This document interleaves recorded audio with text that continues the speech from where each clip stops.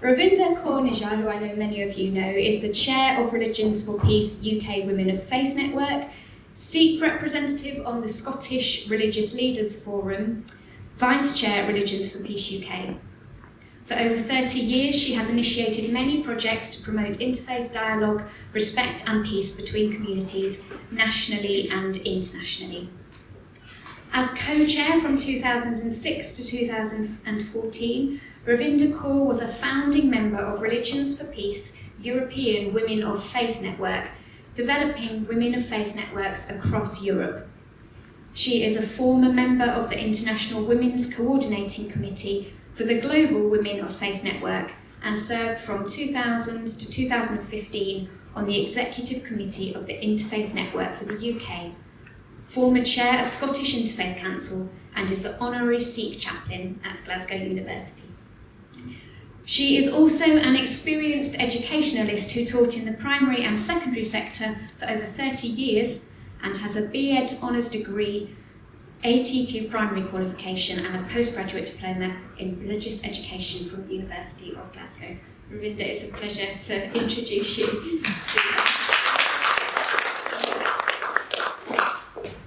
Thank you, Jenny. Felt a bit odd introducing myself. Thank you.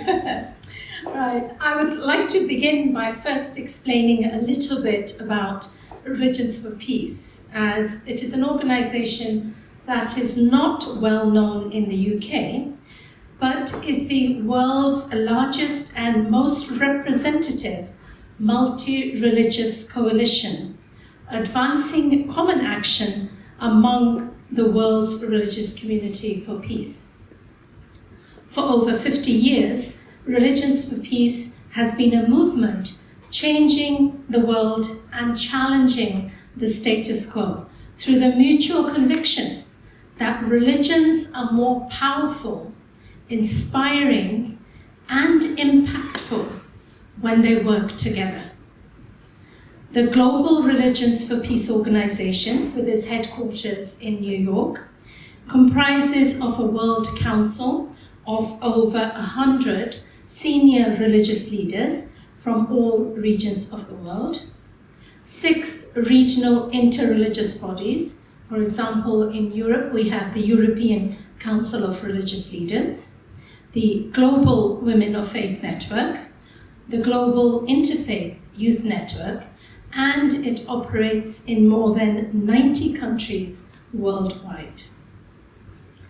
Religions for Peace UK Women of Faith Network is part of the Global Women of Faith Network, whose aim is to allow women from different religions and cultures to coordinate strategies, pool resources, and capabilities for cooperative action.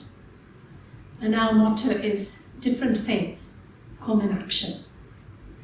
The national network uses existing building blocks of faith-based and interfaith-based women's organisations in the UK to form the network. So that was a history lesson.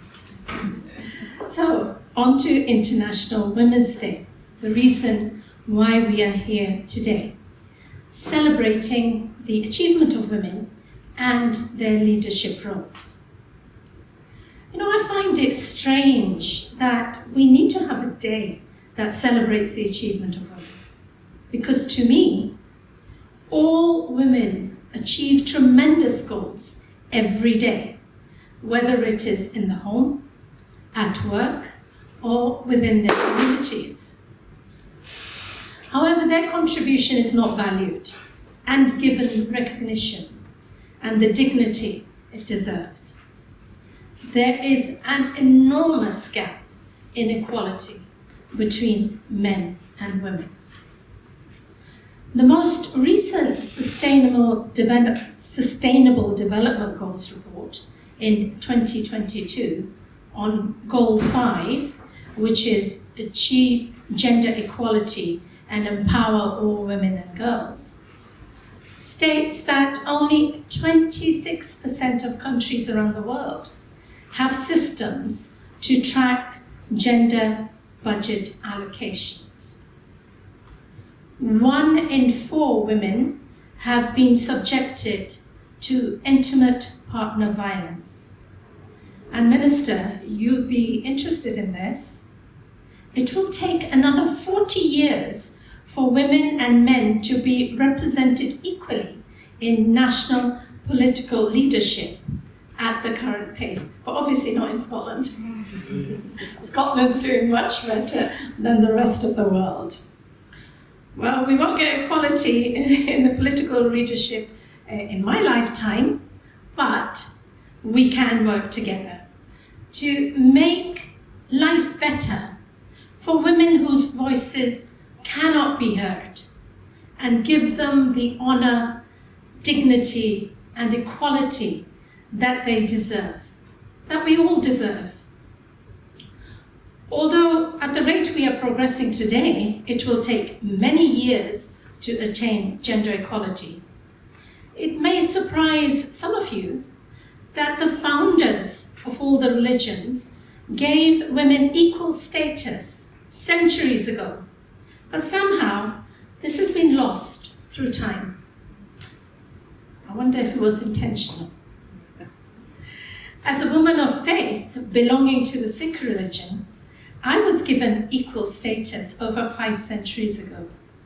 Guru Nanak, the founder of the Sikh Dharma, stated, "The Creator pervades in all genders, so why should we belittle women and consider them lowly?" And this quote I really like from the Holy Sikh Scriptures, the Guru Granth Sahib Ji.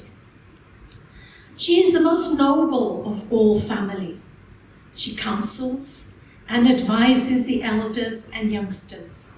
How blessed is that household in which she has appeared. In my home, she is my leader. She is the ruler, and God has made us her courtiers. In Islam, it is recognized that it's not gender, race, or culture that enables one to excel in the eyes of God. It is piety and good works. And I quote, "I shall not lose sight of the labor of any of you who labors in my way, be it man or woman.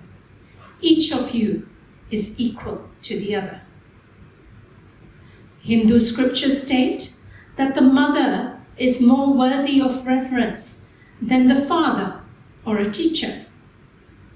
Quote, "The teacher who teaches true knowledge is more important than 10 instructors. The father is more important than 10 such teachers of true knowledge. And the mother is more important than 10 such fathers.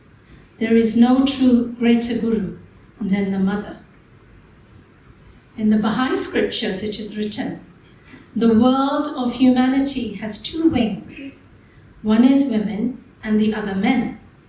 Not until both wings are equally developed can the bird fly. Should one wing remain weak, flight is impossible." And in Christianity, though a woman cannot do without a man, neither can a man do without woman. Woman may come from man, but man is born of woman. Both come from God.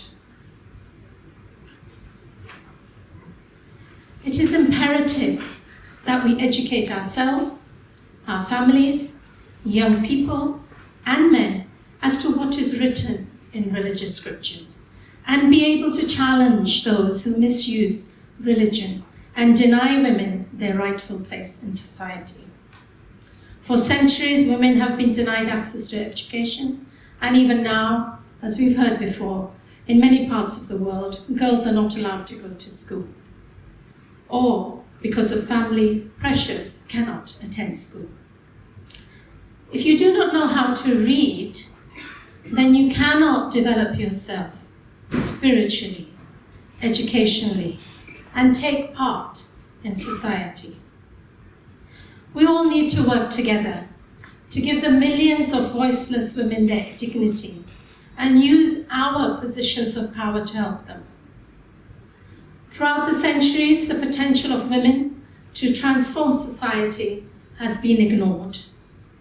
Let us all work together to ensure that women and girls reach their potential in all areas of their lives throughout the world. Women must be respected, valued, and held in great esteem. A society that does not value its women cannot achieve peace and prosperity. And finally, the most important fact for all of you to remember is that without women, there would not be a human race. Thank you.